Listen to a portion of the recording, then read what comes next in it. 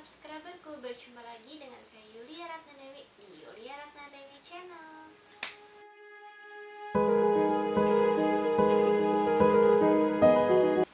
Hai teman subscriberku, berjumpa lagi dengan saya Yulia Ratnadewi di Yulia Ratnadewi Channel.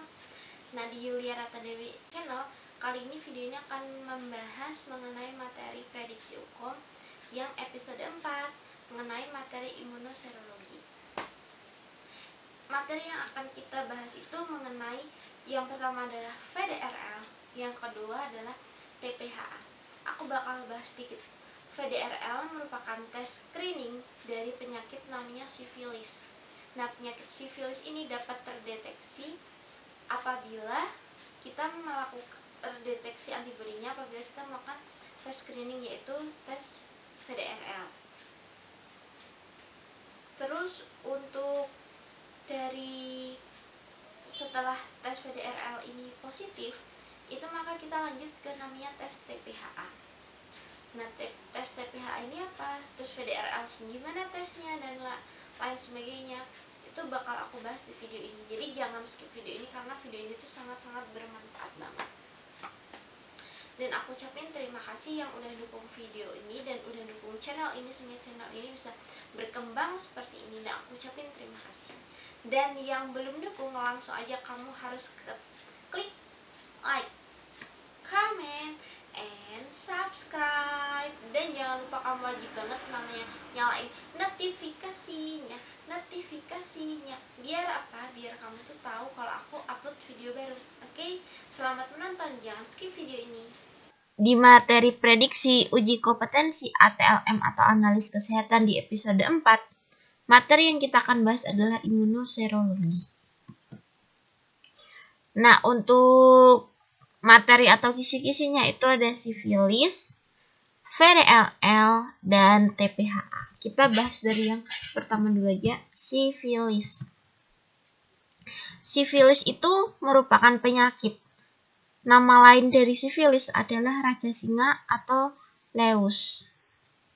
Salah satu penyakit yang menginfeksi dan menular secara seksual atau IMS, sifilis itu disebabkan oleh bakteri yang namanya Treponema pallidum, yang menyebabkan kelainan pada kulit yang dapat memanifestasi sistemik.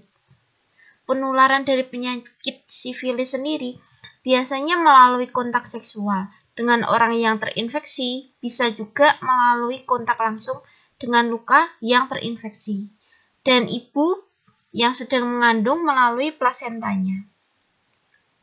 Pemeriksaan sifilis biasanya itu sering menggunakan uji serologi karena dinilai lebih ekonomis, mudah kayak gitu. Untuk uji serologi itu dibagi dua, non-treponema dan treponema. Ayo kita lihat yang non-treponema itu apa aja. Non-treponema itu paling sering digunakan adalah uji VDRL dan RPR. Dan untuk yang uji spesifik treponema atau uji mengetahui spesifik itu biasanya menggunakan TPHA, TP Rapid, TPPA, FTA-ABS, kayak gitu.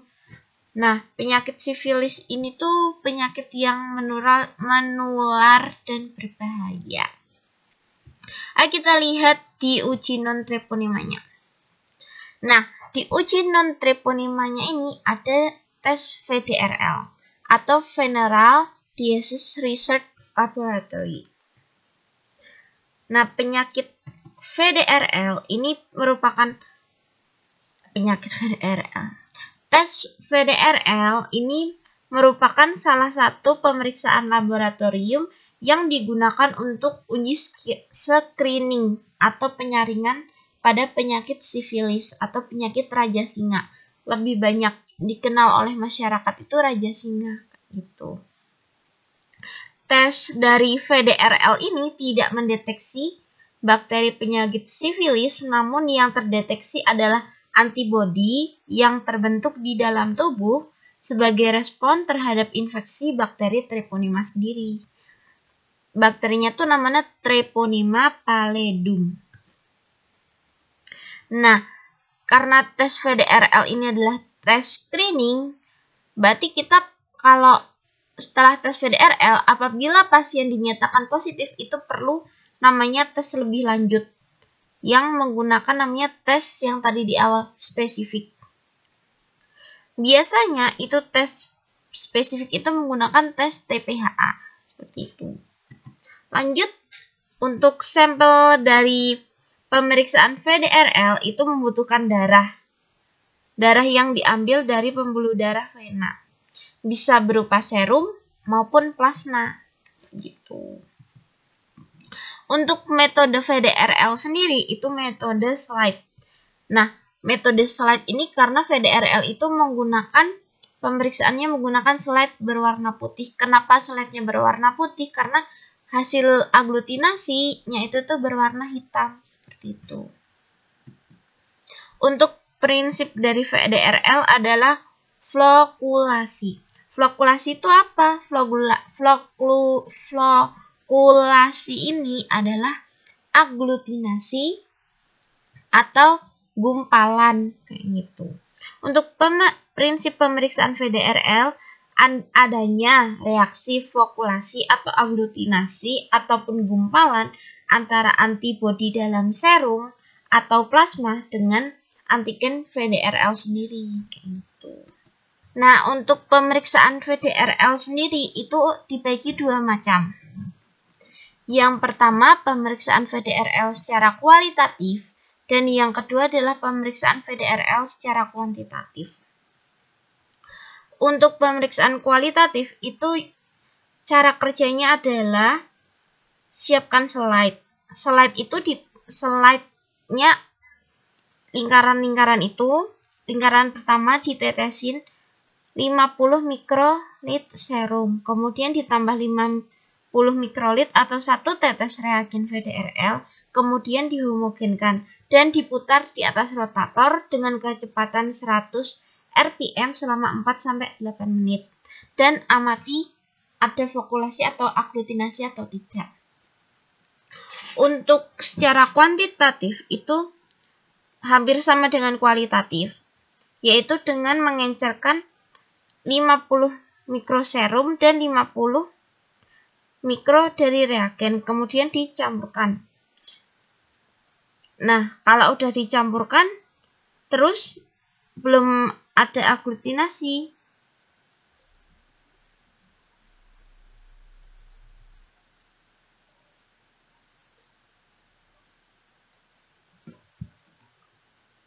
nah dari pemeriksaan kuantitatif ini caranya adalah dengan melakukan pengenceran berseri atau berkelanjutan di slide.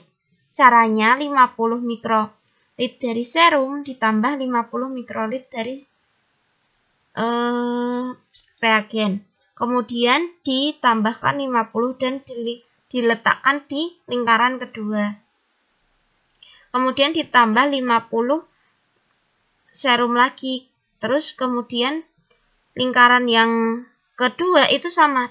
Udah dicampur terus ditambahkan lagi sampai pengenceran terakhir gitu. Terus amati ada atau tidaknya flokulasi. Setiap pengenceran atau titer pemeriksaan yaitu pengenceran terakhir yang masih menunjukkan ovulasi atau aglutinasi. Jadi kita mengencerin sampai titer terakhir tidak ada aglutinasinya itu di titer berapa gitu. Nah, untuk hasil pemeriksaannya sendiri itu yang muncul di slide adalah hasil pemeriksaan dari kualitatif. Nah, dari yang ujung yang non-reaktif itu apabila tidak terdapat flokulasi atau aglutinasi. Yang di tengah itu apabila reaktifnya itu tuh lemah. Kenapa disebut lemah? Karena gumpalannya itu tuh kecil-kecil kayak gitu. Terus yang samping itu reaktif karena terdapat gumpalan yang sedang atau besar.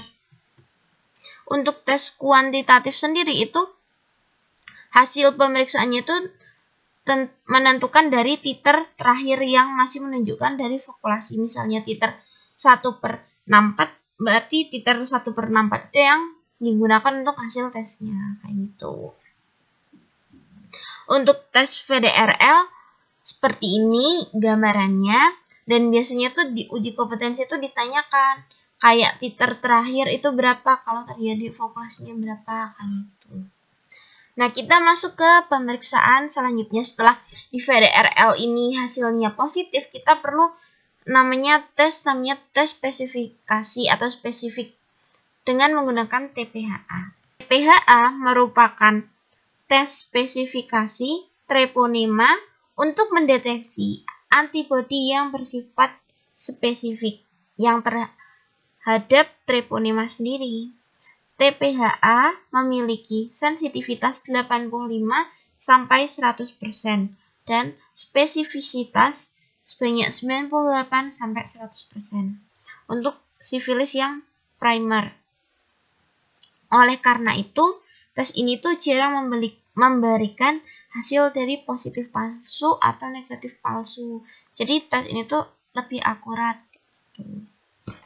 Yang kedua, tes ini dapat menunjukkan hasil positif atau reaksi yang seumur hidup.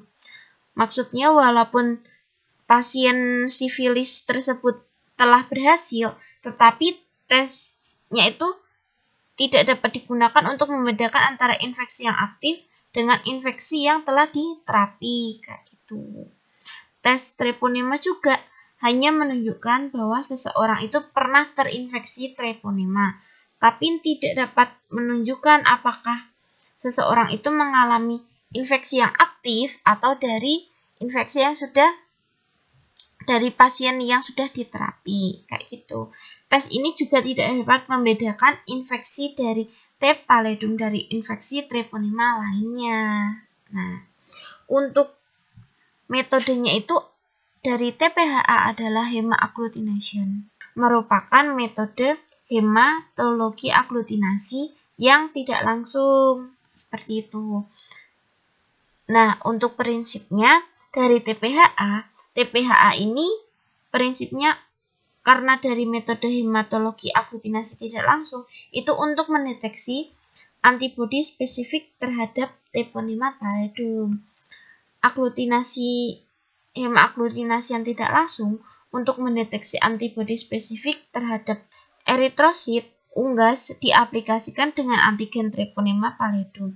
Adanya antibodi sifilis yang disentasi dengan adanya antibodi sifilis yang mensentisasi sel akan menghasilkan agglutinasi atau pola Cas, kayak gitu. Nah, untuk tes TPHA atau pemeriksaan dari TPHA treponema pallidum hematologi easy itu tuh ada dua juga, kualitatif dan kuantitatif. Yang kualitatif itu hasil pemeriksaannya itu seperti ini. Nah, negatif atau positif 1, positif 2, positif 3, dan positif 4. Hema-agglutinasi yang positif ditandai dengan adanya bulatan berwarna merah. Hema-agglutinasi positif ditandai dengan adanya bulatan berwarna merah di permukaan sumur. Hasil negatif terlihat seperti titik berwarna merah di tengah dasar sumur. Tingkatan dari agglutinasi itu tadi aku udah sebutin dari negatif atau positif 1, 2, 3. Nah, dari negatif ini tuh tidak tampak adanya titik berwarna merah di dasar sumur. Terus kalau yang positif negatif itu tampak cincin seperti berwarna merah bulatan tapi samar-samar. Jadi kayak positif atau negatif kayak gitu. Jadi kayak gumpalan di bawahnya itu tuh tidak terlalu jelas kayak gitu. Terus yang positif 1 itu ada bulatan merah kecil dan tampak cincin terang, jadi lebih jelas kayak gitu. Untuk yang positif 2 itu bulatan merah yang terbentuk tidak besar dan tampak seperti cincin, jadi lebih jelas lagi. Untuk positif 3 itu adalah bulatan merah yang terdapat di sebagian besar permukaan sumur itu. Jadi kayak positifnya makin tinggi berarti makin jelas bercak-bercak warna merah atau bulatan-bulatan warna merah di bagian sumur. Terus yang positif 4 adalah bulatan merah merata pada seluruh permukaan sumur tersebut, kayak gitu.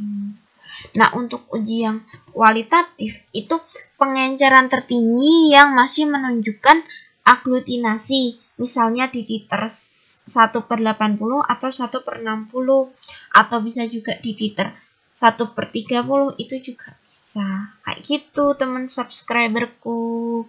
Terima kasih kamu sudah menyaksikan video ini. Aku ucapin terima kasih banyak. Dan kalau ada kritik, saran, atau rekomendasi atau hal yang perlu kita diskusikan, langsung aja bisa kirim ke alamat email aku atau bisa tulis di kolom komentar. Aku ucapin terima kasih banyak. Hai teman subscriberku, terima kasih sudah menonton video ini. Kalau kamu sudah sampai video ini, berarti kamu sudah sampai selesai nonton videoku. Aku ucapin terima kasih atas dukungannya. Terima kasih sudah support channel aku sehingga channel aku menjadi lebih berkembang. Dan yang belum, langsung aja kamu langsung klik like, comment, and subscribe. Dan jangan lupa kamu langsung nyalain notifikasinya. Biar apa? Biar kamu tahu kalau aku upload video baru, oke? Dan kamu kalau mau ngasih rekomendasi, saran, kritik, atau masukan untuk channel aku harus seperti apa, atau aku buat video yang seperti apa, kamu bisa langsung klik di bawah emailnya, kamu kirim di yuliaradeo@gmail.com, atau kamu bisa langsung tulis dan diskusi di kolom komentar, oke? Aku tunggu. Dah.